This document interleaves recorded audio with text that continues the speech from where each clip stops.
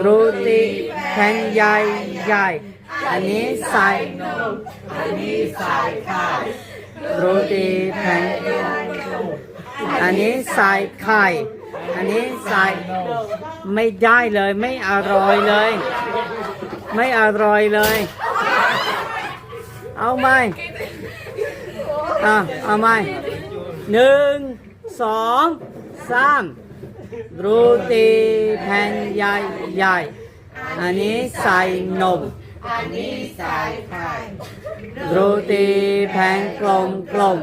อันนี้ใส่ไข่อันนี้ใส่นมผิดเลยอันนี้ใส่ไข่ไม่อร่อยเอาไหมอีกรอบ1 2 3โรตีแผ่นใหญ่อันนี้ใส่นมอันนี้ใส่ไข่โรตีแผ่นกลมอันนี้ใส่ไข่อันนี้ใส่นมเอาไป